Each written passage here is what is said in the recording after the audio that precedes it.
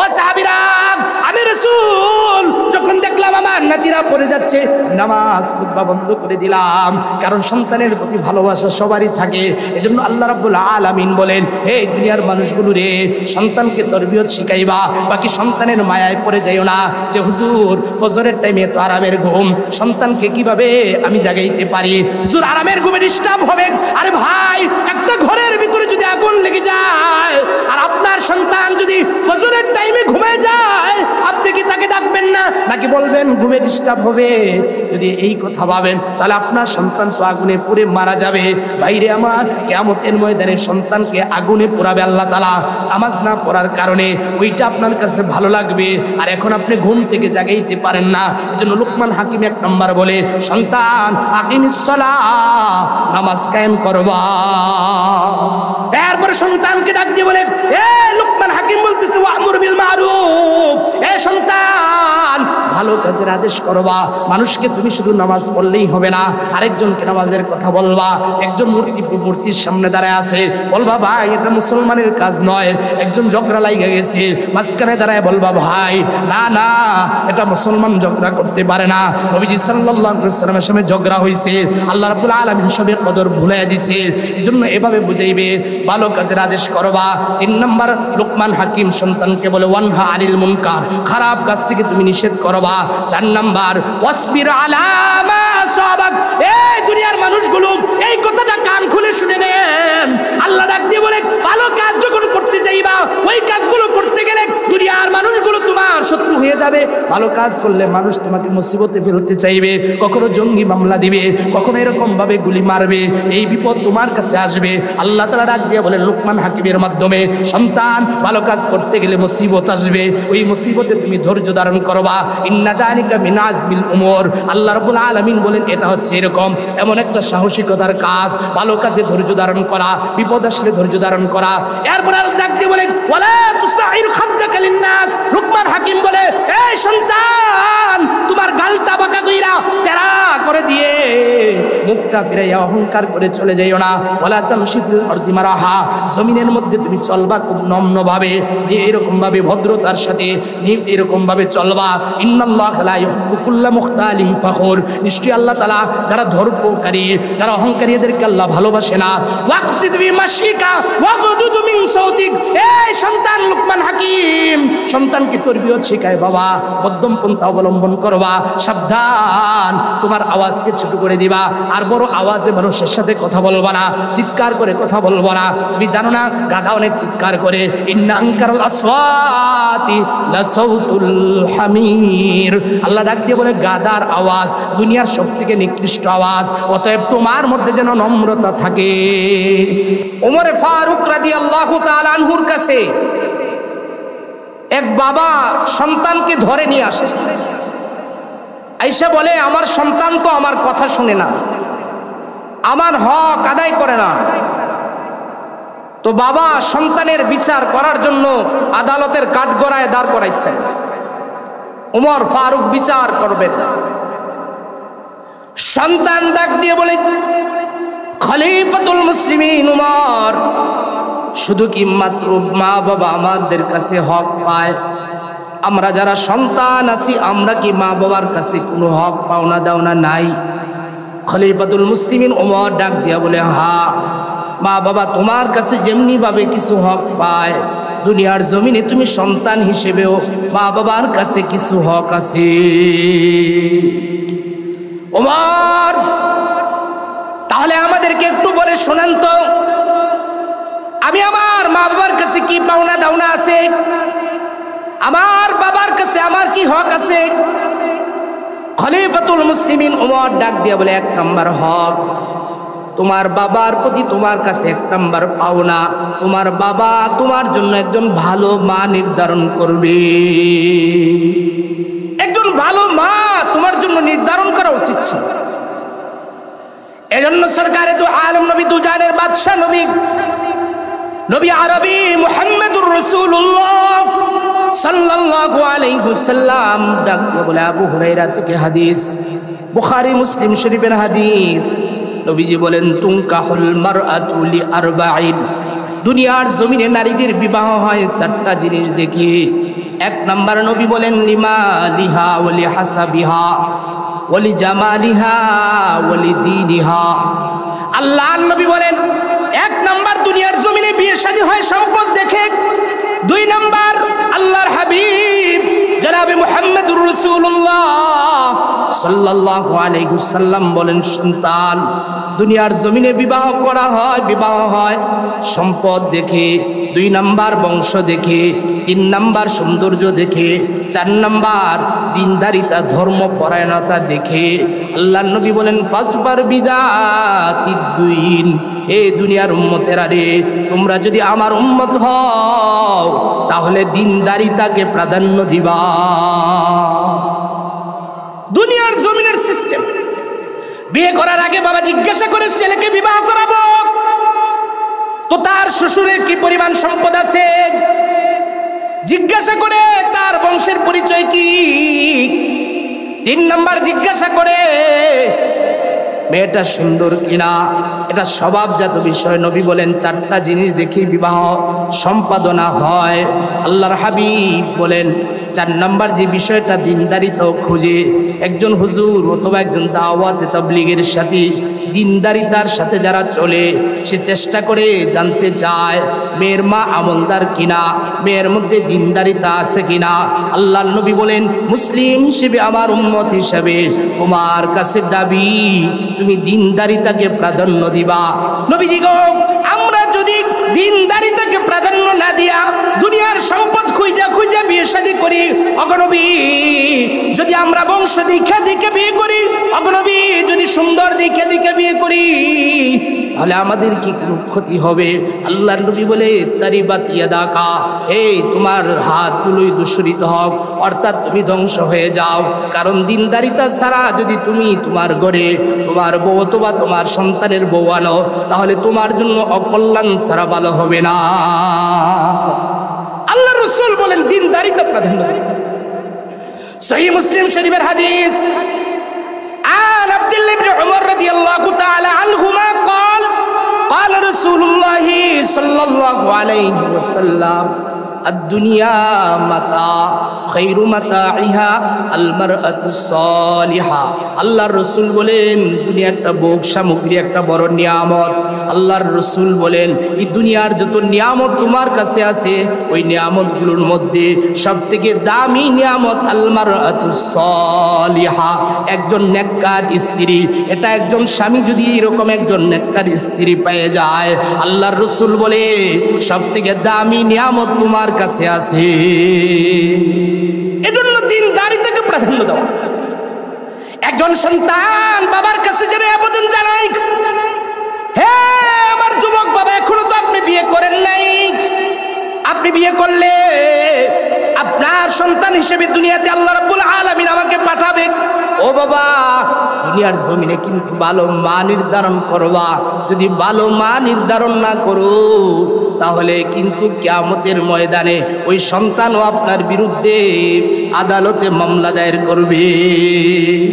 খলিফাতুল মুসলিমিন ওমর রাদিয়াল্লাহু তাআলা আনহু ছেলেকে বলতেছেন তোমার হক হচ্ছে তোমার বাবার উপরে, তোমার বাবা তোমার জন্য একজন ভালো মা নির্ধারণ করে। ওমরকে সন্তান ডাক দিয়ে বলেন আমার বাবাকে এবার একটু জিজ্ঞাসা করে দেখেন, আমার বাবা আমার জন্য ভালো মা নির্ধারণ করে নাই। বাজারের এক নর্তকী গায়িকা নায়িকা একজন বিয়ে করছে, ওই মায়ের সন্তান আমি। এজন্য রে ভাই, আমাদের ভিতরে ওটা থাকা চাই যে ঘরের মহিলা ভালো হয়ে যায়, ওই ঘরের সন্তানও ভালো হয়ে যায়। যে ঘরের মহিলা নেককার হয়ে যায় ওই ঘরটাও আল্লাহ রাব্বুল আলামিন প্রদত্ত জান্নাতি পরিবার হয়ে যায়। এজন্য সন্তানের প্রথম হক বিয়ে করার আগেই একজন ভালো মা নির্ধারণ করে। ইমাম মালিক রহমতুল্লাহ আলাইহি, মালিকি মাযহাবের ইমাম, উনার বাবার ব্যাপারে ঘটনা কিতাবে লিখছেন। উনার দাদা দাদি যখন উনার বাবাকে বিয়ে করাবেন অনুসন্ধান লাগাই দিচ্ছে নেককার মহিলার খুঁজে, সংবাদ আসলো অমুক জায়গায় একজন মহিলা আছে বড় নেককার, দিনদারি তার কোনো অভাব নাই, আল্লাহ ওয়ালা একজন মহিলা, বাবা সন্তানকে বিয়ে করে দিছে। ইমাম মালিকের বাবা তার স্ত্রীকে দেখে নাই। বাসর রাতে যখন ঘরের ভিতরে ঢুকছে, ঢুইকা দেখে ওই পর্দা সরায়া দেখে স্ত্রী এত কালো, এত বিশ্রী মহিলা যেন আর কখনোই দেখে নাই। স্বাভাবিকভাবে স্বামীরা যখন অনেক সাধনার পরে বিয়ে শাদী করে, যদি এরকম না দেখে মা বাবা বিয়ে করায়, কালো মহিলা যদি বিয়ে করায়, সন্তান বলবে এটা কেমন বউ নিয়ে আসলা। ইমাম মালিকের বাবাও এরকম ঘর থেকে ওই চেহারা দেখে বের হয়ে যেতে চায়।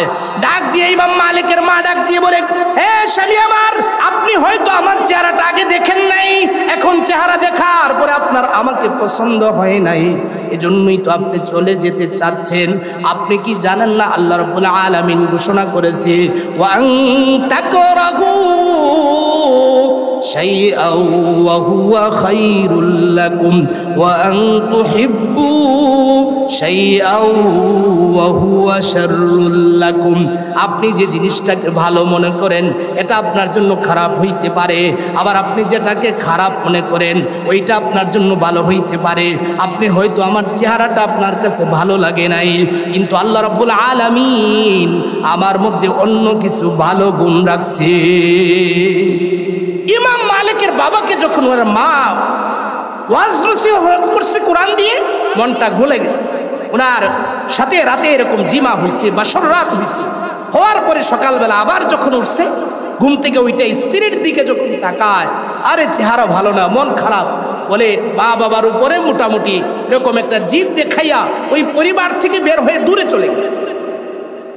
18-19 বছর চলে গেছে। ইমাম মালিকের বাবার মধ্যে একটা বুড়া বুড়া ভাব চলে আসছে। মানুষের যৌবন যখন চলে যায়, দেখবেন মানুষ আস্তে আস্তে দিনদারিতার দিকে আসে। মানুষ তার যৌবনে অনেক গুনাহ করে, কিন্তু একটা সময় এসে মনে হয় এটা আমার জন্য সঠিক ছিল না। ইমাম মালিকের বাবা ঠিক 18 থেকে 19 বছর পরে মদিনায় ফিরে আসছে। আয়েশা যখন মসজিদের ভিতরে ঢুকছে নামাজ পড়ার জন্য, দেখে একজন হুজুর এত সুন্দর করে জামাতের ইমামতি করতেছে, নামাজ পড়াইতেছে। নামাজ পড়ানো শেষে দেখা যায় হুজুর বৈশা গেছে মসজিদে হাদিসের দরজ দেওয়ার জন্য। ছাত্ররা দলে দলে পাশে বৈশা গেছে, হাজার হাজার ছাত্র ওই লোকের পাশে বৈশা বৈশা হাদিস শিখে। আর ওই ইমাম মালিকের বাবা মনে মনে চিন্তা করে, আমার যদি এরকম একটা সন্তান থাকতো, এই কথা চিন্তা করে বাড়িতে চলে গেছে। চলে যাওয়ার পরে গিয়ে যখন দরজায় ঠোকা দিছে, দেখে ওই যুবক, যে যুবককে তিনি মসজিদের মধ্যে হাদিসের দরজ দিতে দেখেছিলেন, তিনি দরজা খুলে দিয়া ডাক দিয়া বলে, কে আপনি? এই দরজায় আঘাত করেছেন। ওই ইমাম মালিকের বাবা ডাক দিয়া বলে, হ্যাঁ যুবক, তুমি তোমার মাকে বলো ওই লোকটা আসছে, যে লোকটাকে আপনি বলেছিলেন ওয়া আন তাকরাহু শাইআও ওয়া হুয়া খায়রুল লাকুম ওয়া আসা আন তুহিব্বু শাইআও ওয়া হুয়া শাররুল লাকুম। যাকে আপনি বলেছিলেন এই কোরআনের আয়াত আপনার মাকে আপনি শোনান।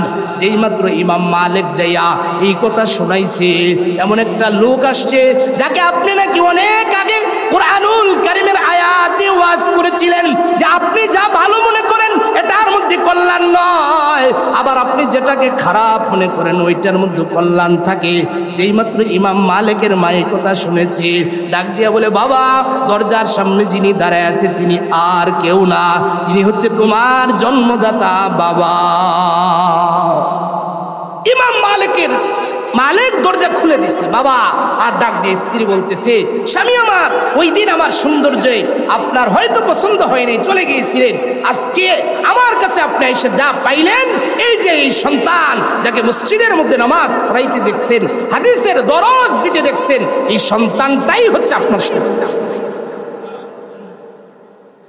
যদি ইমাম মালিকের বাবা নবীজির হাদিস অনুযায়ী ওই দিন সুন্দর দেখে বিয়ে করতেন, আর বংশ দেখে বিয়ে করতেন, সম্পদ দেখে বিয়ে করতেন, তাহলে হয়তো ইমাম মালিকের জন্ম হইত না।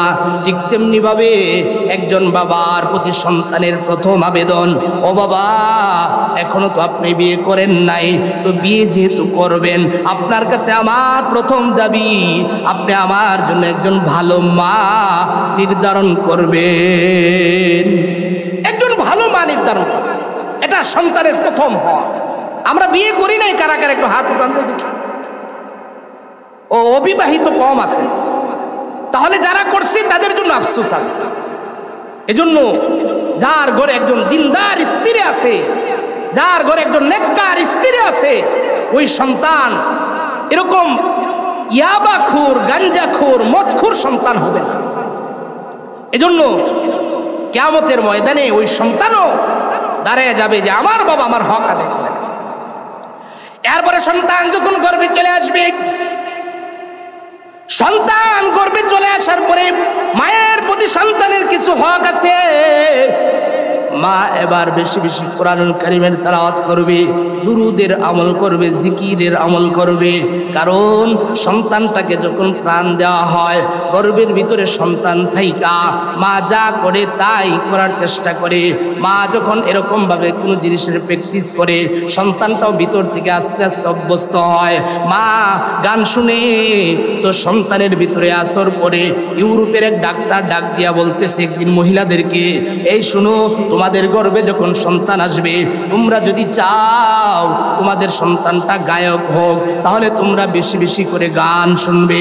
তোমরা যদি চাও তোমাদের সন্তানটা বেশি বেশি অঙ্ক পারুক, তাহলে বেশি বেশি অঙ্ক করবে। তারা তো এরকমভাবে মুসলিম না, জন্য তাদের ভাষার কথা। আর আমরা বলি, তুমি যদি চাও তোমার সন্তানটা নেককার হোক, তাহলে তোমার কাছে দাবি সন্তান গর্ভে আসার পরে যত বেশি আমল করবেন, ওই সন্তানের মধ্যে তত বেশি দিনদারিতার গুণ প্রবেশ করবে। এজন্য সন্তান গর্ভ নিয়েও এইরকম উল্টা পাল্টা কাজ করা যাবে, বেপরদায় চলা যাবে না, উলঙ্গপনা করা যাবে না, এভাবে মানুষের সামনে বেপরদায় চলা যাবে না। এই সমস্ত কুদৃষ্টিগুলো আপনার সন্তানের উপর আসর পড়ে যায়। এজন্য সরকার দু আলম নবী, দু জাহানের বাদশাহ নবী, নবী আরবি মুহাম্মদুর রাসূলুল্লাহ সাল্লাল্লাহু আলাইহি ওয়াসাল্লামের কাছে মক্কা থেকে হিজরত করে কিছু মহিলারা গেছে। আল্লাহ নবীর কাছে যখন মহিলারা গিয়ে বলতেছে, নবীজি আমাদেরকে আপনি বায়াত গ্রহণ করেন, আমাদের থেকে আপনি অঙ্গীকার নেন। আল্লাহ রাব্বুল আলামিন কুরআনুল কারীম থেকে আয়াত নাযিল করে ডাক দিয়ে বলেন, কুল ইয়া আইয়ুহান নাবিয়্যু ইদা জাআকাল মুমিনাত। হে নবী মুহাম্মদুর রাসূলুল্লাহ সাল্লাল্লাহু আলাইহি ওয়াসাল্লাম, আপনার কাছে মক্কা থেকে কিছু মহিলারা হিজরত করে আইসা আপনার কাছে বায়াত চায়, আপনার থেকে বায়াত নিতে চায়, অঙ্গীকার করতে চায়। আপনি তাদের থেকে 6টা জিনিসের অঙ্গীকার নেবেন। আল্লাহ নবীকে ডাক দিয়ে বলেন, ও নবী আপনি বলেন, আলা আল্লাহ ইউশরিকনা বিল্লাহ, 1 নাম্বার তারা যেন আল্লাহর সাথে কাউকে শরীক না করে, ওয়ালা ইয়াসরিকনা তারা যেন চুরি না করে, ওয়ালা ইয়াজনিনা তারা যেন জিনা না করে। এই অঙ্গীকার আপনি মহিলাদের থেকে নেন। আল্লাহ আয়াত নাযিল করে বলেন, মহিলাদেরকে বলেন তারা যেন জিনা না করে। হুজুর, জিনা তো শুধু এরকম ভাবে কোন পর পুরুষের সাথে মিলনকে জিনা বলে না? না, আমার আপনার বোন মা যখন রাস্তায় হাইটা যায় আর একজন পুরুষ যখন তাকায়া তাকায়া দেখে, এটাও চোখের জিনা হয়ে যায়। এরকম ভাবে যখন মিষ্টি কথায় কথা বলে, এই কথাটাও কথার জিনা হয়ে যায়। আল্লাহর রাসূল থেকে আল্লাহ রাব্বুল আলামিন মহিলাদের থেকে অঙ্গীকার নিচ্ছেন, ওই মহিলাদেরকে বলেন তারা যেন জিনা না করে। এই জন্য আল্লাহ রাসূল সাল্লাল্লাহু আলাইহি ওয়াসাল্লামের মাধ্যমে আল্লাহ বায়াত দিয়েছেন মহিলারা যেন এই কাজ না করে। মহিলারা যত বেশি খারাপ কাজে জড়াবে, সন্তানের মধ্যে তত বেশি বদ আখলাক আসবে। এজন্য 2 নম্বর হক হচ্ছে একজন সন্তানের মা বাবার প্রতি ওই সন্তান যেন বেশি বেশি করে সন্তান গর্ভে আসলে কোরআনের তেলাওয়াত করা, জিকির আজকার করা, দিনদারিতার পথে চলা, নামাজের পথে চলা, এরকম আল্লাহওয়ালা ভালো ভালো মানুষগুলোর চিন্তা ভাবনা চিন্তা করা, যাতে করে সন্তানের ভিতরে আসে। এরপরে সন্তানের যখন জন্ম হয়ে যাবে,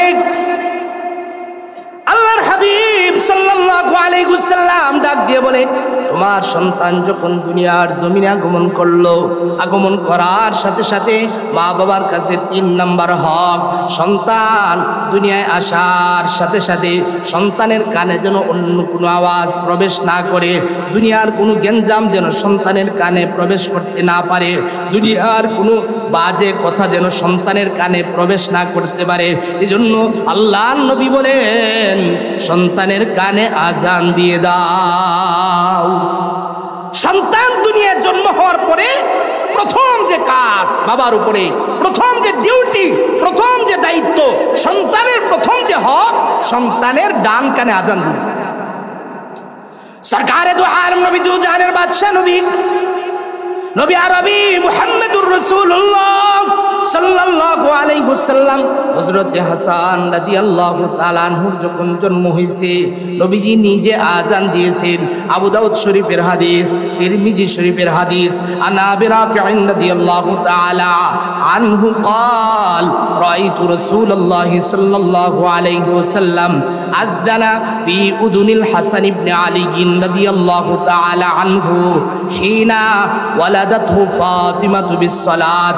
আল্লাহর রাসূলকে হযরতে আবু রাফি'a বলেন, আমি নবীজিকে দেখলাম হযরতে হাসান রাদিয়াল্লাহু তাআলা আনহু এর কানে নবীজি নামাজের মতো করে আজান দিয়ে দেন। আজান দেওয়া, ডান কানে আজান দিবে, বাম কানে ইকামতের কথা আছে। এজন্য সন্তান দুনিয়া আসলে প্রথম শব্দ হবে আল্লাহু আকবার, আল্লাহু আকবার। দুনিয়ার জমিনে কারো রাজা, কোন রাজার রাজত্ব চলতে পারে না। দুনিয়ার জমিনে কোনো বাদশা নাই, কারো বরত্বের ঘোষণা হবে না। দুনিয়ার জমিনে সন্তান পৃথিবীতে প্রথম আসার সাথে সাথে বলবে আল্লাহু আকবার, আল্লাহু আকবার। এই সন্তান দুনিয়ার জমিনে আসছো, যে আল্লাহ তোমাকে দুনিয়ায় পাঠাইলো, ওই আল্লাহ সব থেকে বড়। আল্লাহর বরত্বের ঘোষণা তার কানের ভিতরে ঢুকাই দেবে। এরপরে নবীজির রিসালাতের সাক্ষ্য দিয়ে দেবে, আজানের বাক্যগুলো এভাবে বলতে থাকবে। ওই সন্তানটা দুনিয়ার জমিনে যখন আসলো, আজান ডান কানে হয়ে গেল, ইকামত বাম কানে হয়ে গেল।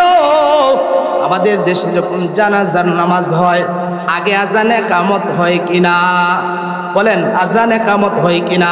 বলে কেন হয় না? আজান ইকামত তো হয়ে গেছে, শুধু নামাজটা বাকি আছে। আপনি যখন আপনার সন্তান পৃথিবীতে আসার সাথে সাথে আজানের বাক্যগুলো তার কানে শোনায় দিবেন। আপনি জেনে রাখেন, আল্লাহর হাবিব ঘোষণা করেছে, ওই সন্তানকে শয়তান কোনো ক্ষতি করতে পারবে না। এজন্য আজান সন্তানের দায়িত্ব, সন্তানের পাওয়াটা আপনার কাছে। আমরা অনেক সময় আছে, সন্তান জন্ম হওয়ার পরে মাদ্রাসা কথার কথা নূরে মদিনায় আসে, আইসা বলতেছে, হুজুর আমার তো বাচ্চা হয়েছে, তো আজান দিতে হবে। হুজুর খুঁজতে খুঁজতে অনেক সময় চলে, আজান আপনি নিজে দিবেন। আজানের বাক্যগুলো তো শেখা দরকার মুসলিম হিসেবে। একজন মুসলমান এই যে আজান শুনেন প্রতিদিন, বুখারী শরীফে হাদিস আছে, নবীজি সাল্লাল্লাহু আলাইহি ওয়াসাল্লাম বলছেন, মুয়াজ্জিন যা বলে তোমরা সাথে সাথে তাই বলো। এরপরে রাসূল বলেন, একটা দুরূদ শরীফ পড়ো, এরপরে আমার জন্য উসিলা চাও। উসিলা মানে আল্লাহুম্মা রাব্বা হাদিহি দাওয়াতি তাম্মা ওয়াস সালাতিল কাইমা আতি মুহাম্মাদানিল ওয়াসিলাতা ওয়াল ফাদিলা ওয়া বা'আথহু মাকামান মাহমুদা লিল্লাযী ওয়া'আদতা ইন্নাকা লা তুখলিফুল মিআদ। আজানের 3টা আমল আছে আমাদের আশপাশে বা এরকম দেখবেন বিদাতি মসজিদগুলোতে আজানের আগে দুরূদ শরীফ পড়ে। নবীজির হাদিস বলে আজানের আগে দুরূদ শরীফ হবে না, দুরূদ হবে। নবী বলেন আজানের পরে দুরূদ শরীফ পড়বা, এরপরে আমার জন্য উসিলা কামনা করবা। আল্লাহর রাসূল বলে, যে উম্মত এই আমল করবে, কিয়ামতের ময়দানে ওই উম্মতের জন্য সুপারিশ করা আমি রাসূলের উপরে ওয়াজিব হয়ে যায়। আমলটা খুব কঠিন, কি বলেন ভাই? আমরা দোকানে বসে থেকে আজান শোনা যায় না, অনেক সময় আছে বাড়িতে থাকে আজান শোনা যায় না। আজান মুয়াজ্জিনের সাথে বলাটা কি কঠিন কোনো কিছু বলে? এরপরে দুরূদ শরীফ যেটা পারেন সাল্লাল্লাহু আলাইহি ওয়াসাল্লাম, ছোট দুরূদ, নামাজের দুরূদ আছে। এরপরে এই দোয়াটা, এটা তো ওই শুনতে শুনতেই দোয়া মুখস্থ হয়ে যায়। রাসূল বলেন যারা এই আমল করবে, আল্লাহর রাসূল বলেন আমি রাসূলের উপরে ওয়াজিব ওই উম্মতের জন্য সুপারিশ করে জান্নাতে নিয়ে যাব। তাহলে আজান তো অবশ্যই শেখা উচিত। আপনার সন্তানের কানে আপনি আজান দিবেন, ডান কানে আজান দিবেন, চিৎকার করে দিতে হবে না। আজান যেমন আমরা এইভাবে কান ধরে আজান দিই, এটা লাগবে না। কান ধরে আজান দেয় মানে আওয়াজ দূরে যাওয়ার জন্য, আপনি আস্তে আস্তে করে দিবেন। অনেক সময় আছে পুরুষেরা থাকে না কাছে, যদি কোনো পুরুষ না পাওয়া যায় এই আজান মহিলারা দিতে পারে। এজন্য সন্তানের কানে আজান দিবেন। আজানের কালিমা এটা বড় দামি কালিমা। আল্লাহর একত্ববাদের ঘোষণা, রাসূলের রিসালাতের ঘোষণা, আল্লাহর বরত্বের ঘোষণা। এভাবে নামাজের আহ্বান আছে, সফলতার আহ্বান আছে। এই কালিমা যখন শুরুতেই পৃথিবীতে আসার সাথে সাথে আপনার ভিতরে ঢুকে যাবে, আপনার সন্তানের কানের ভিতরে প্রবেশ করবে, ওই সন্তান কখনো নাস্তিক হবে না, ওই সন্তান মুরতাদ হবে না, ওই সন্তান কখনো আলেমের গায়ে আঘাত করবে না, ওই সন্তান এভাবে মাদ্রাসার উপর আঘাত করবে না, আজান নিয়ে কালিমা নিয়ে ইসলাম নিয়ে কটূক্তি করবে না। হয়তো সে আমেরিকায় পড়বে, লন্ডনে পড়বে, ভার্সিটিতে পড়বে, এরপর ওই সন্তান কখনোই নাস্তিক হবে না।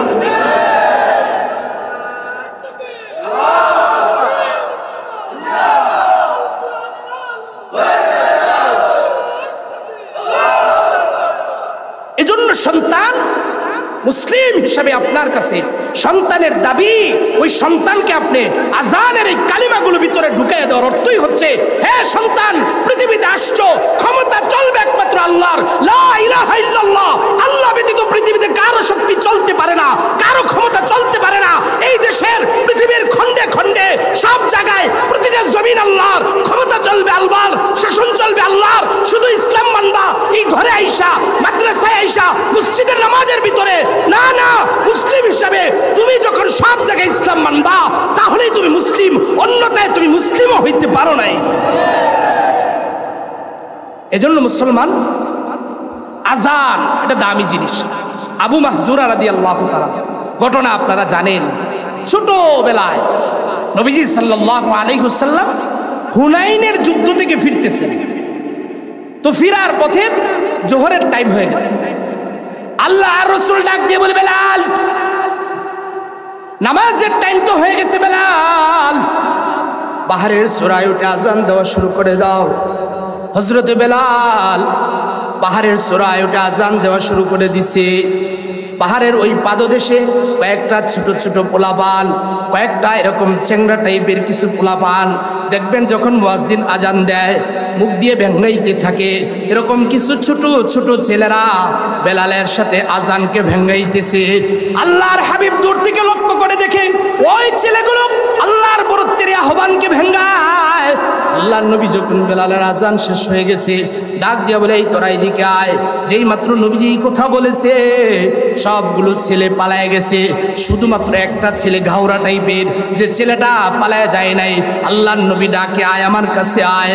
আল্লাহর হাবিবের কাছে যখন আসছে, আসার পর আল্লাহর নবীর সামনে বসাইয়া হাতটা মাথার উপরে দিয়া বলতেছে, এই ছেলে কিছুক্ষণ আগে যে তুমি বাক্যগুলো বলতেছিলা ওই বাক্যগুলো একটু বলো তো দেখি। ওই ছেলেটা আবার চিন্তা করতেছে, এই বাক্যগুলো তো মুসলমানের বাক্য, এই বাক্যগুলো আমি কিভাবে বলি। আবু মাহজুরা বলতে চায় না। আল্লাহর হাবিব বলে, আজকে তোমাকে বলতে হবে। এবার আবু মাহজুরা আস্তে আস্তে বলে, আল্লাহু আকবার, আল্লাহু আকবার। আবু মাহজুরাকে নবী বলে, কি বললি আবার বল। এবার বলে, আল্লাহু আকবার, আল্লাহু আকবার।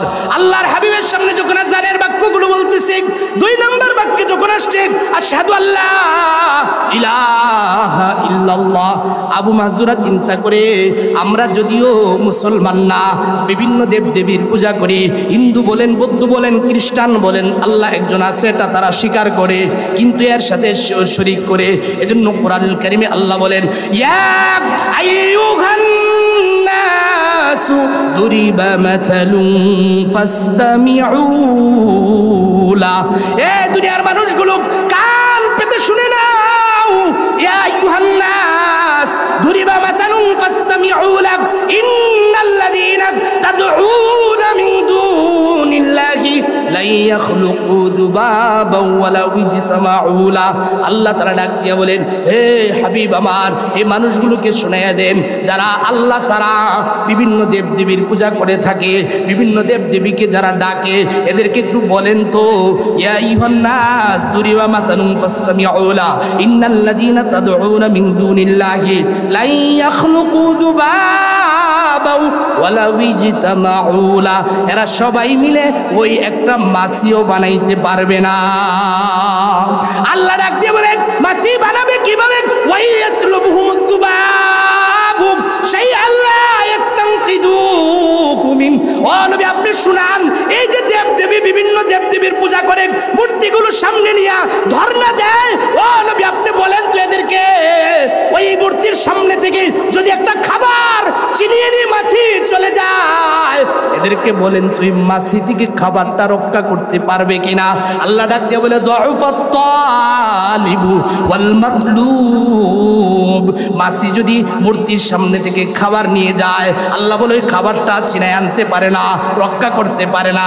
নবী তাহলে আবার বুঝেন, যারা তাদের কাছে চায়, যারা তাদের কাছে মাথা নত করে, যারা ওই মূর্তির কাছে যায়, ওই মূর্তিগুলো কত দুর্বল, আর যারা চায় তারাও কত দুর্বল।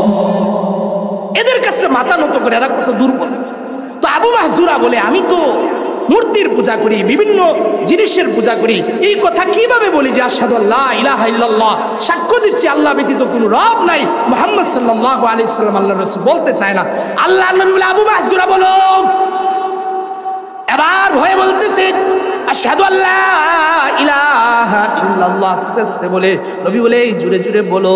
আবার জোরে জোরে বলে। এরপরের বাক্য হচ্ছে রাসূলের রিসালাত, এবার আর বলতে চায় না। আল্লাহ রাসূল বলে, আবু মাহজুরা বলো বলো, জোরে জোরে বলো। এবার নবীজির সাথে সাথে আবু মাহজুরা বলে, নবীর সামনে একবার জোরে বলে, একবার আস্তে বলে।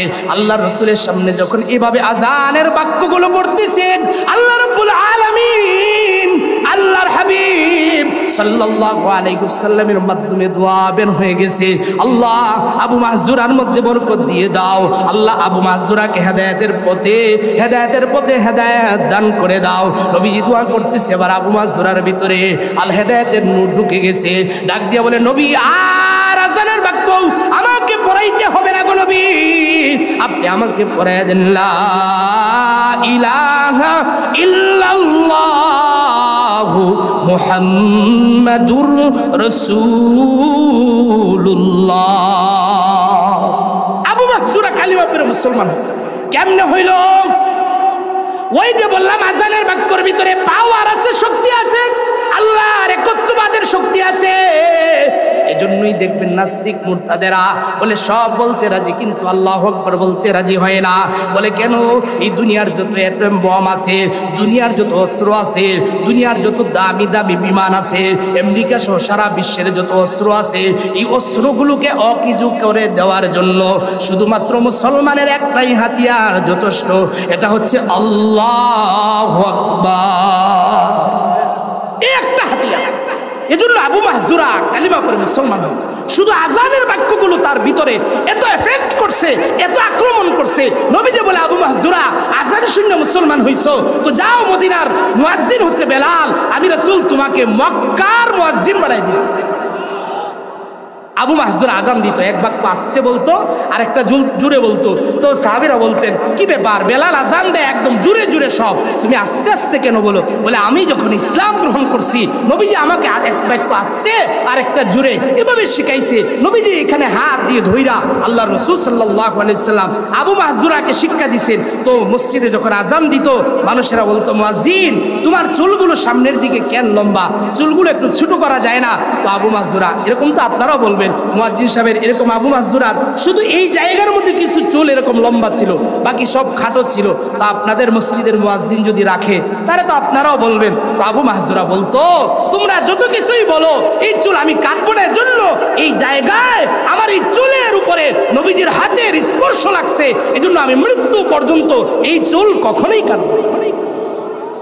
তো বলছিলাম ভাই, সন্তানের হক নিয়ে আলোচনা করছিলাম। সন্তানের 3 নম্বর হক, এজন্যই সন্তান দুনিয়াতে আসার সাথে সাথে তার ডান কানে আজান, বাম কানে ইকামত দিয়ে দিল। এরপরে চলে গেল সন্তানের দিন। 4 নাম্বার হক হচ্ছে তাহনিক করা। সাধারণ মানুষ যারা তারা তো বুঝেই না তাহনিক আবার কি জিনিস, ওটা আবার কি জিনিস। আল্লাহওয়ালা বুজুর্গদের কাছে যাওয়া। নবীজি সাল্লাল্লাহু আলাইহি ওয়াসাল্লাম মদিনায় যখন হিজরত করে যান, বুখারী শরীফের মধ্যে হাদিস আছে, হযরতে আসমা বিনতে আবু বকর রাদিয়াল্লাহু তাআলা আনহা, তিনি সন্তান সম্ভাবনা ছিলেন। মদিনার কাছে যাইয়া সন্তানের জন্ম হয়েছে আব্দুল্লাহ ইবনে জুবায়ের, তিনি ওই সন্তানকে নবীজির কাছে পাঠাইলেন, গিয়ে বললেন নবীজি আপনি একটু তাহনিক করে দেন। তাহনিক মানে হচ্ছে বাচ্চা দুনিয়াতে আসার পরে বাচ্চার মুখে প্রথম খাবারটা পুরো আল্লাহওয়ালা বুজুর্গ উলামায়ে কেরামের মাধ্যমে তার মুখে প্রথম খাবারটা দেওয়া।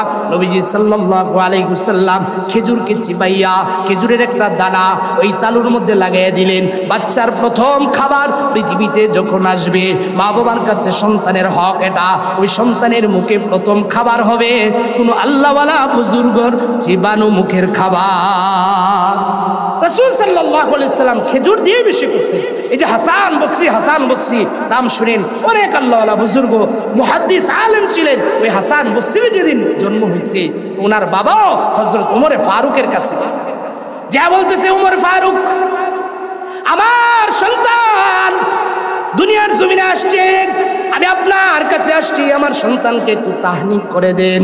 ওমর ফারুক ডাক দিয়ে বলে খেজুর কিছু আনছো কি? বলে না আমি কিছুই আনি নাই। তাহলে কি দ্বারা তাহনিক করবো? বাবা ডাক দিয়ে বলে খলিফাতুল মুসলিমিন ওমর আপনার মুখের লালা দিয়ে তাহনিক করে দেন। ওমর ফারুক মুখের লালা দিয়ে তাহনিক করে দিছে, যার ফলে এত বরকত আল্লাহ হাসান বসরিকে দিছে। যুগ শ্রেষ্ঠ মুহাদ্দিস আল্লাহওয়ালা বুজুর্গ হিসেবে আল্লাহ কবুল করে নিছে। আল্লাহ ওয়ালাদের থেকে দোয়া নেওয়া এটা তো এখন নাই, আজান হয়তো দিয়ে দেয়, কিন্তু তাহনিক এটা অনেকের কাছে মনে হয় যেন জীবনের প্রথম শুনছি। অনেকের কাছে এরকম মনে হয় না? কিন্তু নিয়ম হচ্ছে আপনার সন্তান দুনিয়ায় আসার আগে, দুনিয়ায় আসার পরে আজান দেওয়ার সাথে সাথে প্রথম মুখের মধ্যে খাবার হবে। ধরেন আপনাদের কাছে আমাদের জন্য সবথেকে বড় নিয়ামত এই মাদ্রাসার যিনি প্রিন্সিপাল, সারা বিশ্বময় পরিচিত হুজুরের কাছে আসলেন, আইসা বললেন হুজুর আমি আমার সন্তানটাকে নিয়ে আসছি, আপনার মুখের জীবাণু একটু লালা হুজুর আপনার মুখের একটু খেজুরের দানা আমার সন্তানটার মুখে দিয়ে দেন, দেখবেন ওই সন্তান কখনোই নাস্তিক হবে না, মুরতাদ হবে না। ওই সন্তানকে আল্লাহওয়ালা সন্তান, নেককার সন্তান হিসেবে কবুল করে। এজন্য 3 নম্বর 4 নম্বর কাজ হচ্ছে তাহনিক করা। সংক্ষিপ্ত করে বলছি, সময় খুবই অল্প। 5 নম্বর যে কাজ করবেন, এভাবে আস্তে আস্তে করে যখন 7 দিন হয়ে যাবে, হযরতে হাসান রাদিয়াল্লাহু তাআলা আনহু যখন জন্ম হয়েছে, হযরতে রাসূল করিম সাল্লাল্লাহু আলাইহি ওয়াসাল্লাম ফাতেমাকে গিয়ে বলছেন, ফাতেমা তার চুলগুলো এভাবে কামাইয়া, তার চুলগুলো চেঁচে এগুলো ওজন করে কিছু রূপ্য সদকা করে দাও। এজন্য 7 দিনের সময়ে তার চুল, অল্প কিছু চুল থাকে, এটা বেশি টাকা হয় না, যে হুজুর চুলের ওজন কইরা রূপা, তাহলে জানি কত টাকা হবে, 200-100 টাকাও হবে না। দেখবেন এটা একটা মুস্তাহাব আমল, যে আমাদের বাচ্চার চুলগুলো 7 দিনের সময় কেটে এটাকে এক পাল্লায় তুলে অপর পাল্লায় আপনি যে এরকম স্বর্ণকারের দোকানেই গেলেন, গিয়ে বললেন যে এটা একটু ওজন করে দেন, ওই ওজনে স্বর্ণ বা রূপা, যদি সামর্থ্য থাকে স্বর্ণ, যদি সামর্থ্য না থাকে রূপা, এই পরিমাণ কিছু অর্থ সাদাকা করে দিবেন, দান করে দিবেন। ওই সন্তানকে আল্লাহ বড় থেকে বড় মুসিবত থেকে হেফাজত করবে। এরপরে সন্তান যখন 7 দিন চলতেছে, সব থেকে বড় একটা হক নবীজি নিজেও বলছেন আইয়ুহসিনা ইসমাহু, তার একটা সুন্দর নাম রাখা। আজকে মুসলমানদের নাম শুনলে মনে হয় এটা মুসলমান না হিন্দু চেনা যায় না। আপনি দেখবেন আমাদের দেশে অপু নাম, আমার মাদ্রাসার একটা ছাত্র নাম অপু, ওর নামটা আমি পরিবর্তন করে দিছি, অথচ হিন্দুদের নাম অপু হয়, মুসলমানের সন্তানের নাম জয়, আবার হিন্দুদের সন্তানের নামও জয় হয়। আল্লাহর নবী বলে, এই উম্মতেরা শোনো, তোমার সন্তানের একটা হক, কিয়ামতের ময়দানে আল্লাহর নবী মুসনাদে আহমদের হাদিস বলেন, ইন্নাকুম তুদআউনা ইয়াউমাল কিয়ামাতি বিআসমাইকুম, কিয়ামতের ময়দানে তোমার নাম ধরে ডাকা হবে, এই অমুক কোথায়? আল্লাহর হাবিব বলেন, ফাহসিনু আসমাকুম, তোমরা সুন্দর একটা নাম রাখবা, সন্তানের, এটা সন্তানের জন্য বাবার কাছে দাবি। ওই যে বলছিলাম ওমরে ফারুক ডাক দিয়া বলে 1 নম্বর হক হচ্ছে ভালো মা নির্ধারণ করা, 2 নম্বর সন্তান তোমার প্রতি বাবার হক, বাবার কাছে তোমার পাওনা, বাবা সুন্দর একটা নাম রাখবে। সন্তান ডাক দিয়া বলে কোনো বর্ণনায় আসছে যে আমার বাবা আমার নাম রাখছে চামচিকা অথবা বাদুর অথবা এরকম বিশ্রী গুরু নাম রাখছে। ওমর ফারুক যখন এই কথা শুনে আবার সন্তানের বিচার না করে বলে বাবা আগে আপনার বিচার হবে, কারণ সন্তানের হক আদায় আপনি করেন নাই। সন্তানের হক আদায় করলেই তো ওই বাবা আপনার হক সন্তান আদায় করবে। এজন্য সুন্দর নাম রাখা আমাদের মুসলমানদের একটা ফ্যাশন। দেখবেন অনেক মুসলমানরা নাম রাখে একটা ইসলামী নাম, ঠিক আছে, ওটা শুধু লেখার মধ্যে, কিন্তু তাকে এই নামে কেউ চিনে না, তার আলাদা একটা ডাক নাম রাখে, মিন্টু, জন্টু, এরকম টাইপের নাম। কুরআনুল কারিমে আছে যে হযরত ইব্রাহিম আলাইহিস সালামের বাবাকে আল্লাহ ওয়াইদ ক্বালা ইব্রাহিমু লিআবিহি আযার, আযার নামে উল্লেখ করছেন।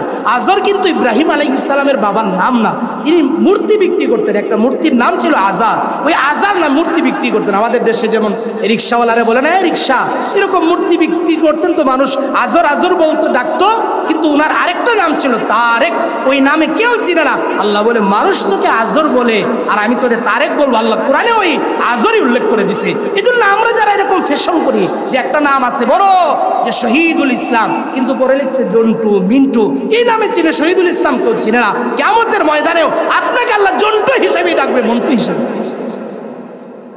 এই নামের অনেকগুলো বরকত আছে।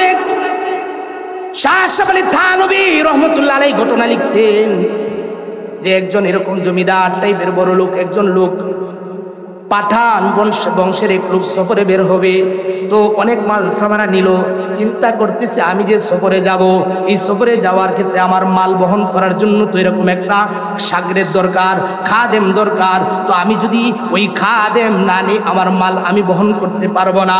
থানভী রহমতুল্লাহ আলাইহি লিখেন, তো ওই মালিক ট্রেনের 2টা টিকিট কাটেছে একসাথে খাদেমকে নেওয়ার জন্য, কিন্তু খাদেমের জন্য যে টিকিট কাটছে এটা নর্মাল বগিতে, আর তার জন্য যে টিকিট এটা স্পেশাল বগিতে। খাদেমকে বলে দিছে আমরা অমুক স্টেশনে নামবো, ওই জায়গায় গিয়ে তুই নেমে যাবি, নয়তো আমার মাল কেউ নামাইতে পারবে না। থানভী রহমতুল্লাহ আলাইহি লিখেন তাদের সফর শুরু হয়ে গেছে। খাদেম এক বগিতে আর মালিক আরেক বগিতে চলতেছে, কিন্তু খাদেম চিন্তা করে রাখছে, মানুষকে বলে রাখছে ভাই শাস্তাগঞ্জের পরে শ্রীমঙ্গল স্টপেজ আছে, ওই জায়গায় আমাকে একটু স্মরণ করে দিবেন, আমি চিনি না, আমার মালিক ওই জায়গায় নামবে, ওই জায়গায় তার মালটা নামাইতে হবে। থানভী লিখেন ওই মালিক যে স্পেশাল বগিতে ছিল রাস্তায় ওঠার সাথে সাথে তার ডায়রিয়া হয়েছে এত বেশি, সে এরকম ডায়রিয়া শুরু হয়ে গেছে। মানুষেরা চিন্তা করতে লাগলো এই লোককে যদি তাড়াতাড়ি ডাক্তারের কাছে নেওয়া না হয় তাহলে এই লোক তো মারা যাবে পানি শূন্যতায়। এজন্য মনে করেন নোয়াপাড়ার সামনের স্টপেজ অথবা এর আগে ব্রাহ্মণবাড়িয়া, ওই জায়গায় মানুষেরা তারে ধরে নামাই দিছে। খাদেম কিন্তু ট্রেনের ভিতরে বসা, সে অপেক্ষায় আছে মালিক নামবে শ্রীমঙ্গল, কিন্তু ব্রাহ্মণবাড়িয়া যখন নামাইয়া দিছে মালিকের আরো বেশি ডায়রিয়া শুরু হয়ে গেছে, বমি চলতেছে, মানুষজনের আস্তে আস্তে ট্রেন ছেড়ে দিছে, মাটিতে গড়াইতেছে। ওই এলাকাটা ছিল হিন্দু এলাকা, এবার মানুষজন দৌড়ে আসছে, তার তো চিকিৎসা করা দরকার, কিন্তু ওই এলাকা যে তো হিন্দু এলাকা, তো তার আগে জানা দরকার সে হিন্দু না মুসলমান। এভাবে যখন সে মানুষেরা চিন্তা করতে লাগলো, একটা কুলি যাইয়া স্টেশনের জিজ্ঞাসা করে আপনার নাম কি, বলে আমার নাম আব্দুর রহমান। যেই মাত্র আব্দুর রহমান বলেছে, ওই কুলি আবার বলতেছে আরে অত মুসলমান আমাদের হিন্দু সমাজের না, হিন্দুরা আত্মমর্যাদাশীল, মুসলমানদের মতো নয়, তাদের ধর্মের মধ্যে আমাদের নাম তারা রাখে না, কিন্তু আজীব যে ধর্মকে আল্লাহ সর্বশ্রেষ্ঠ ধর্ম বানাইয়া পাঠাইছে। আল্লাহর ঘোষণা আল ইয়াউমা আকমালতু লাকুম দীনাকুম ওয়া আতমামতু আলাইকুম নি'মাতি ওয়া রাদিতু লাকুমুল ইসলাম দীনা। দুনিয়ার যত ধর্ম আছে সবগুলোকে বাতিল ঘোষণা করে আমি আল্লাহ ইসলামকে শ্রেষ্ঠ ধর্ম, মানোনীত ধর্ম ঘোষণা করলাম। দুনিয়ার যত ধর্ম আছে আপনি আপনার ব্যক্তি জীবন থেকে নিয়ে আন্তর্জাতিক জীবন পর্যন্ত যদি চলতে চান, পৃথিবীর কোনো ধর্ম থেকে আপনাকে নিয়ম কানুন ধার করে আনতে হবে না। আল্লাহ পরিপূর্ণ একটা ধর্ম দিয়ে আমাদেরকে বানাইছে। আপনি ব্যক্তি জীবনে কিভাবে চলতে চান ওই আদর্শ মদিনার নবীর মধ্যে আছে, ইসলামের মধ্যে আছে। আপনি যদি রাষ্ট্রনায়ক হন, আপনি রাষ্ট্র কিভাবে চালাবেন, মদিনার নবী তো রাষ্ট্রনায়ক। আপনি সেনাপ্রধান, সেনাবাহিনী কিভাবে চালাবেন? মদিনার নবী তো সেনাবাহিনী, আপনি একজন ব্যবসায়িক, ব্যবসা কিভাবে চালাবেন? মদিনার নবী তো আম্মাজান খাদিজার সাথে পার্টনারে ব্যবসা করে, আপনি একজন শ্রমিক, মদিনার নবী তো শ্রমিক হিসেবে খেজুরের বিনিময়ে কাজ করে। এভাবে আপনি যে জায়গায়, আপনি একজন বাবা, সন্তানের প্রতি আপনার দায়িত্ব, মদিনার নবী একজন বাবা, আপনি একজন স্বামী, মদিনার নবীও স্বামী। কোন জায়গায় আপনার আদর্শ লাগবে? পৃথিবীর যেখানেই যে জায়গায় আপনার একদম ব্যক্তি জীবন থেকে নিয়ে, জন্ম থেকে নিয়ে মৃত্যু পর্যন্ত যেখানে আপনার আদর্শ লাগবে, দুনিয়ার কারো থেকে, কোনো রাজা বাদশা থেকে, কোনো ধর্ম থেকে আপনাকে ধার করে এনে চলতে হবে না। আল্লাহ তাআলা ইসলামকে মিসকিন ধর্ম বানায় নাই, দুনিয়ার সেরা ধর্ম ইসলাম। সব জায়গায় আপনার জন্য আদর্শ আছে। এজন্য আফসোস লাগে, মুসলমানের এত সুন্দর সুন্দর নাম আছে, সাহাবায়ে কেরামের সুন্দর সুন্দর নাম আছে, নবীদের সুন্দর সুন্দর নাম আছে, আল্লাহর 99টা নাম আছে। এভাবে সুন্দর সুন্দর নাম থাকার পরেও মুসলমানরা হিন্দুত্ববাদের হিন্দু নাম রাখে। ও মুসলমান, কিয়ামতের ময়দানে নবীর সামনে দাঁড়াইতে পারবা তো? এজন্য মুসলমান মনে রাখবেন, নাম এটা আপনি যে মুসলমান এটার পরিচয় বহন করে। তো যখন পুলিশ শুনছে সে আব্দুর রহমান, মানে হিন্দুরা, সব হিন্দুরা চলে গেছে, ওই জায়গায় ওই লোকটা মারা গেছে। মারা যাওয়ার পরে এবার কিছু 1-2 জন মুসলমান তো থাকে, হিন্দুরা আসছে তার লাশটাকে পুড়াইয়া দিবে, শ্মশানে নিয়ে জ্বালাইয়া দিবে। 2-1 জন মুসলমান এসে বলে সে তো মুসলমানও হইতে পারে না, আমরা তার লাশ পুড়াইতে দিব না। এবার ওই জায়গায় থানবী রহমতুল্লাহ আলাইহি লিখেন, দাঙ্গা লেগে গেছে হিন্দু মুসলমানের মধ্যে। এরপরে যখন দাঙ্গা লাগছে, ওই কুলিটা, বাজারের কুলিটা এসে বলে, দাঁড়াও, তোমরা হিন্দু যারা আছো চলে যাও, তুমি হিন্দু না। বললো তুমি কিভাবে বুঝলা? ওই লোকটা যখন অসুস্থ হইয়া কাতরাইতে ছিল, তখন আমি তাকে জিজ্ঞাসা করেছিলাম, ভাই তোমার নাম কি? সে বলেছে তার নাম আব্দুর রহমান। আর আমাদের হিন্দুরা কেউ আব্দুর রহমান নাম ডাকে না। এই কথা বলার সাথে সাথে হিন্দুরা চলে গেছে। ওই দিন যদি ওই ব্যক্তির নাম আব্দুর রহমান না হইতো, থানবী লিখেন ওই দিন ওই লোককে শ্মশানে নিয়া হিন্দুরা পুড়িয়ে দিত। ও মুসলমান, তোমার কাছে, আমার কাছে আল্লাহ রাসূল সাল্লাল্লাহু আলাইহি ওয়াসাল্লামের পক্ষ থেকে আহ্বান, আমি যদি বাবা হই, একজন সন্তান আমার কাছে তার পাওনা, তার একটা সুন্দর নাম রেখে দাও। এটা সন্তানের হক। এই গেল 7 নম্বর দিনের কাজ। এরপরে 7 নম্বর দিনে আরেক কাজ, আপনার সন্তান যখন দুনিয়া আসছে, ওই সন্তানের জন্য একটা আকিকা করবেন। আল্লাহর নবী বলেন, কুল্লু গুলামিন রাহিনাতুন বিআকিকাতিহি, প্রত্যেকটা সন্তান আকিকার সাথে বন্ধক থাকে, অর্থাৎ তার সাথে মা বাবার একটা বন্ধন জোড়া থাকে। ওই বন্ধনটার নাম হচ্ছে আকিকা। দুনিয়ার যত এরকম মুসিবত, বিপদ, আপদ, এগুলো যেন সব আটকে থাকে। আল্লাহর নবী বলেন, আপনি যখন সন্তানের আকিকা আদায় করে দিবেন, ওই সন্তান ওই আকিকার মাধ্যমে দুনিয়ার সমস্ত বালা মুসিবত গুলো আল্লাহ রাব্বুল আলামিন দূর করে দিবে। সন্তানের আরেকটা হক 7 নম্বর দিনে। এরপরে হাদিসে আছে, কেউ যদি 7 নম্বর দিনে দিতে না পারেন, 14তম দিনে, 21তম দিনে ওই সন্তানের আকিকা আদায় করবেন। আকিকার দ্বারা দেখবেন অনেক সময় আছে, আমার কাছে মাঝে মাঝে আসে, হুজুর বাচ্চাটা একদম অসুস্থ, কমই না, কি করতে পারি? তো আমি আগে তাকে যে প্রশ্নটা করি, ভাই আপনি কি তার আকিকা করছেন কিনা? তো অনেক সময় বলে, হুজুর এটা তো করা হয় নাই। আমি বলি, দ্রুত আকিকাটা আদায় করে দেন। আকিকার মাধ্যমে সন্তানকে আল্লাহ তাআলা সুস্থতার নিয়ামত দান। এজন্য যদি ছেলে হয় 2টা ছাগল, মেয়ে হইলে 1টা ছাগল আকিকা, যদি সামর্থ্য না থাকে 1টা দিলেও আদায় হয়ে যায়। এটা হচ্ছে সন্তানের হক আপনার। এরপরে সন্তান আস্তে আস্তে করে যখন কথা বলা শিখবে, আবার সন্তানকে আমরা তো পাগল হয়ে যাই, বাবা বলো, বাবা বলো, আম্মু বলো, এই ডাকগুলো শিখাইতে চাই। আল্লাহর নবী বলে, না না, সন্তানের মুখে প্রথম শিখাইবা আল্লাহর বরত্বের ঘোষণা, আল্লাহ আল্লাহ, এই নামগুলো বের করবা। এভাবে আস্তে আস্তে তরবিয়ত দিতে থাকবা।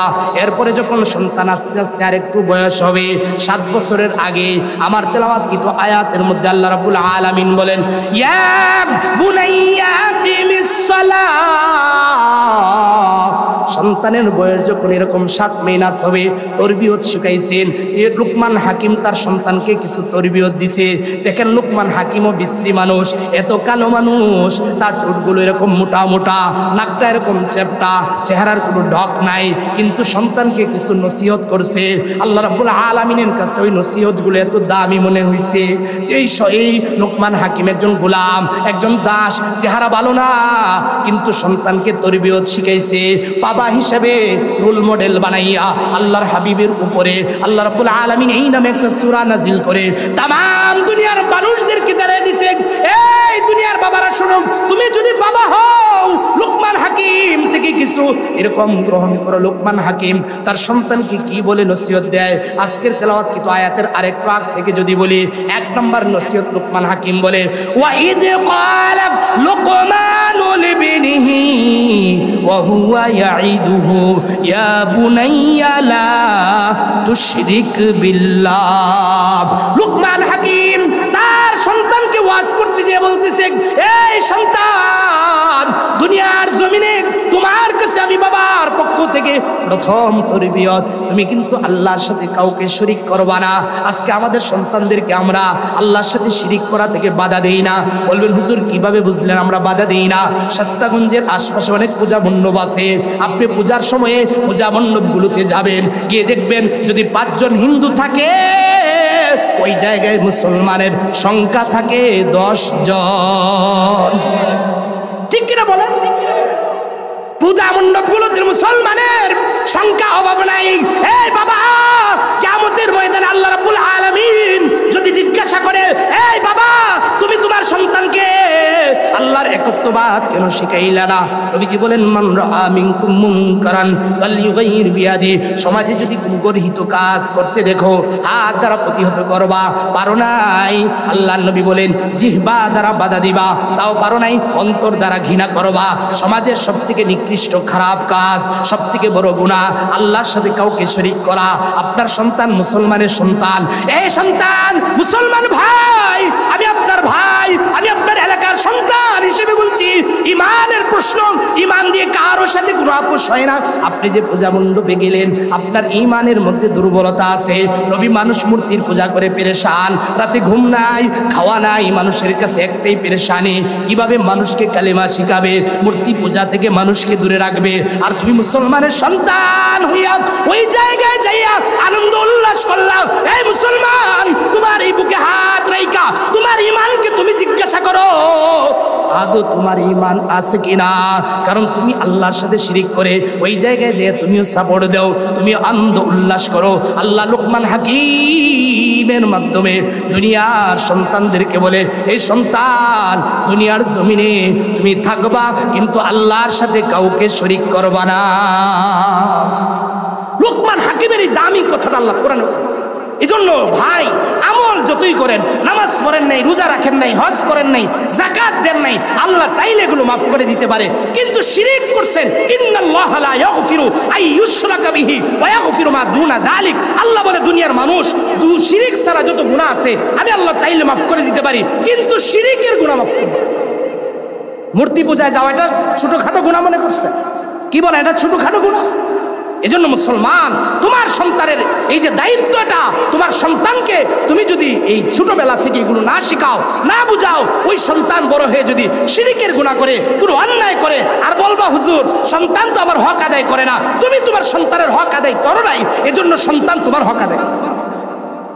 লুকমান হাকিম যখন এই কথা বলছে, দেখেন আল্লাহর সিস্টেমটা দেখেন, পরে আয়াতটা লাগিব, ইন্না শিরকালা জুলমুন আযীম। লুকমান হাকিম বলেন এটা শিরিক সবথেকে মারাত্মক গুনাহ, বড় অপরাধ। তো আল্লাহ তাআলা বলেন, এই লুকমান হাকিম, তুই তো আমার পরিচয় সন্তানকে শিখাস, তো তুই তো একদিন বুড়া হবি।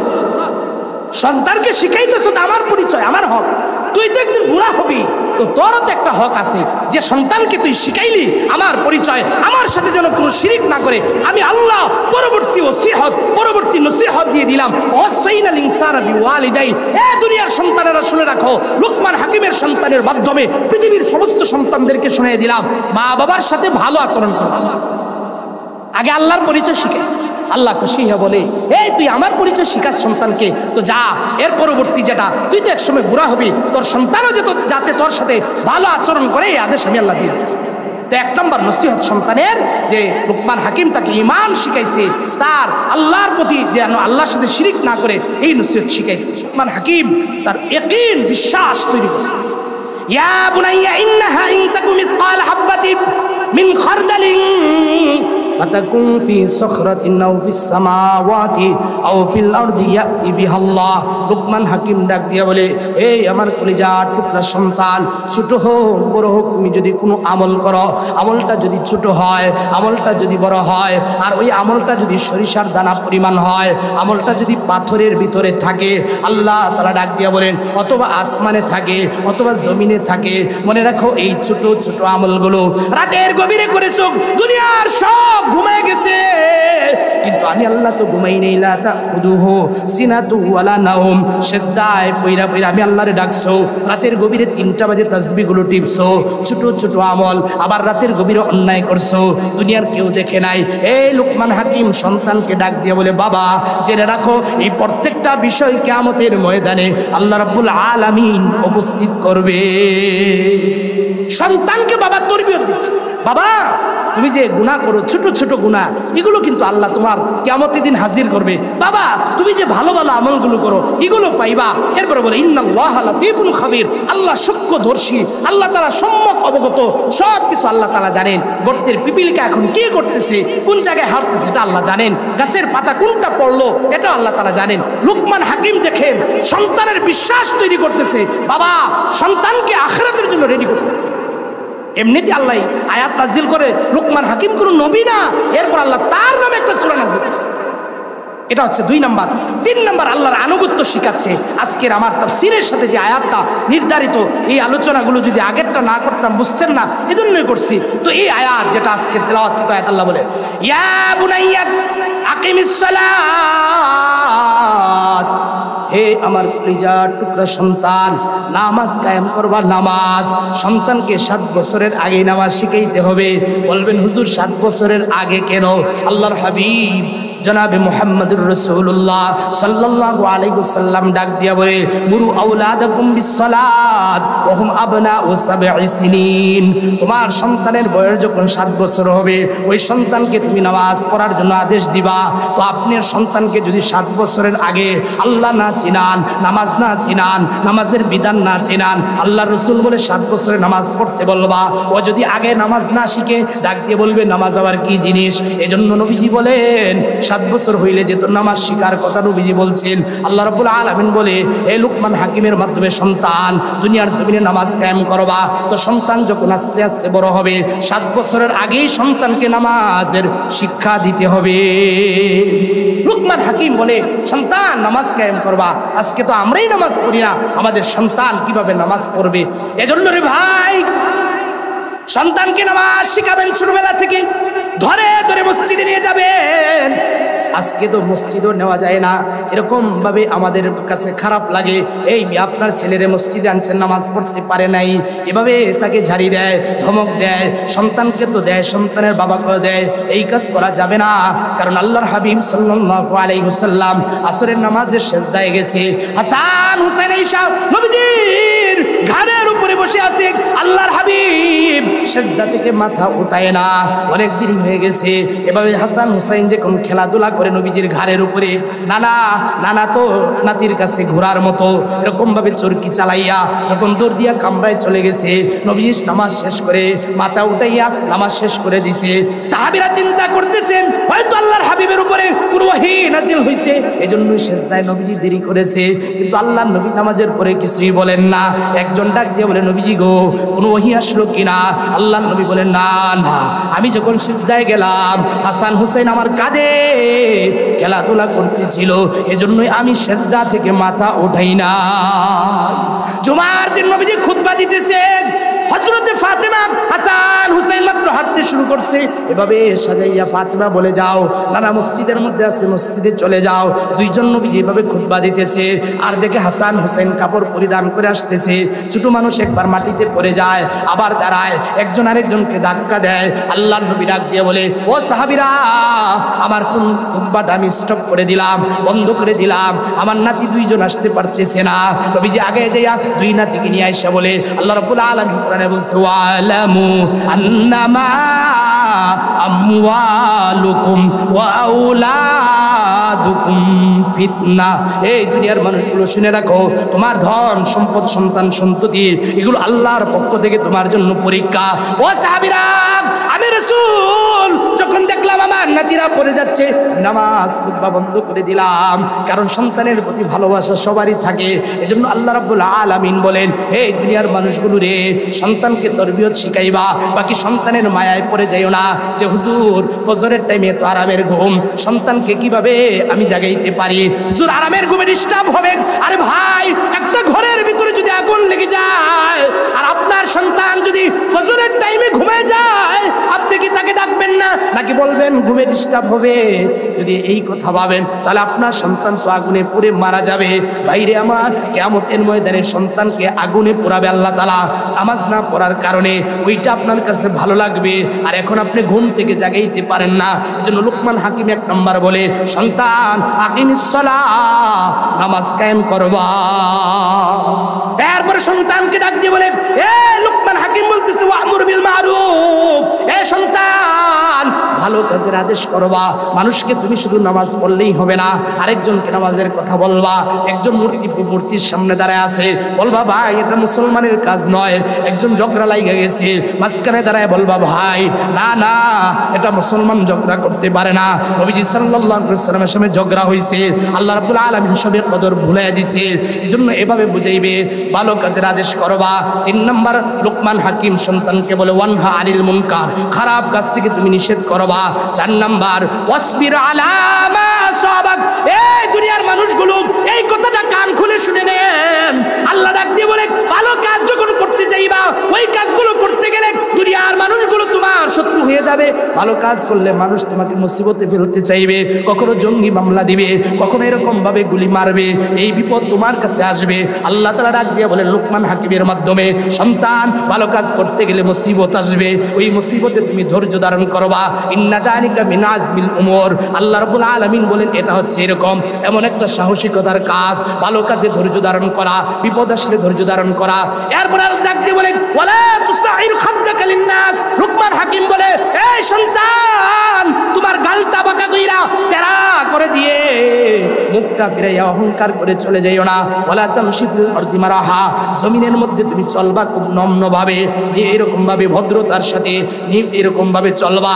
ইন্নাল্লাহা লা ইউহিব্বু কুল্লা মুখতালিন ফখুর। নিশ্চয়ই আল্লাহ তাআলা যারা ধর্মকারী, যারা অহংকারী, এদেরকে আল্লাহ ভালোবাসে না। ওয়াকসিদ ফি মাশিকা ওয়াগদুদ মিন সাউতিক। এই সন্তান লুকমান হাকিম সন্তানকে তরবিয়ত শেখায়, বাবা মধ্যম পন্থা অবলম্বন করবা, সাবধান তোমার আওয়াজকে ছোট করে দিবা, আর বড় আওয়াজে মানুষের সাথে কথা বলবা না, চিৎকার করে কথা বলবো না। তুমি জানো না গাধা অনেক চিৎকার করে, ইন্না আনকারাল আসওয়াতি লাসাউতুল হামির। আল্লাহ ডাক দিয়ে বলে গাধার আওয়াজ দুনিয়ার সবথেকে নিকৃষ্ট আওয়াজ, অতএব তোমার মধ্যে যেন নম্রতা থাকে। লুকমান হাকিম এভাবে তার সন্তানকে কিছু নসিহত করছেন, তরবিয়ত শিখাইছেন, আদব আখলাক শিখাইছেন, এভাবে সন্তানকে রেডি করছেন। যদি এই কাজগুলো আমরা করি, আমার সন্তান আমাকে বৃদ্ধাশ্রমে রেখে আসবে না, আমার সন্তান যদি একবেলা খায় আমাকে খাওয়াবে। এরপরে আরো আধা মিনিটের ভিতরে বলছি হুজুর চলে আসছেন। সন্তানের মধ্যে সম্পদ বন্টনের ক্ষেত্রেও ইনসাফ করা। আমাদের অনেক বাবারা আছে সন্তানেরকে ঠগায়, মেয়েদেরকে ঠগায়। অনেক বাবা এরকম আছে সন্তানের ছেলেকে যে সে সম্পদ দিতে রাজি, মেয়েকে দিতে রাজি না। মেয়ে যেমন আপনার সন্তান, ছেলে আপনার সন্তান, যদি কোনো কারণে মেয়েকে আপনি ঠগান, এরকম জালিয়াতি করেন, আপনি হাজি হইতে পারেন, বাইতুল্লাহ 1 লক্ষ বার হজ করতে পারেন, 1000 বার সিজদা দিতে পারেন, সবার আগে কিয়ামতের ময়দানে ওই মায়া আপনাকে দাঁড়াইয়া বলবে আমার বাবার কাছে আমার হক পাই। এজন্য সন্তানদের মধ্যে সমতা রাখবেন, সম্পদ যেভাবে আল্লাহ বলছেন ওইভাবে বন্টন করবেন। আল্লাহ রাব্বুল আলামিন আমাদের সবাইকে সন্তানের হক আদায় করে সন্তানকে লালন পালন করার তৌফিক দান করেন। যদি আমরা এভাবে করি, আমার সন্তান আমার হক আদায় করবে, বুড়া বয়সে আমার পরিপূর্ণ দেখাশোনা করবে। আল্লাহ রাব্বুল আলামিন আমাদের সবাইকে এই কথাগুলো আমল করা তৌফিক দান করেন। এলাকার সন্তান হিসেবে কিছু কথা বললাম, ভুল ত্রুটি হলে মাফ করবেন। সাদ্দির বিবি তাফসীর যেন আল্লাহ তাআলা কিয়ামত পর্যন্ত কবুল করেন। যারা শুরু থেকে নিয়ে প্রায় 81 বছর হয়ে গেছে, অনেক মুরব্বীরা ছিলেন নাই, আল্লাহ যেন যারা দুনিয়া থেকে চলে গেছেন এই তাফসীরকে নাজাতের উসিলা বানাইয়া ওনাদের কবরকে জান্নাতের বাগান বানায়া দেন। ওয়া আখিরি দাওয়ানা আলহামদুলিল্লাহি রাব্বিল আলামিন। আসসালামু আলাইকুম ওয়া রাহমাতুল্লাহি ওয়া বারাকাতুহু।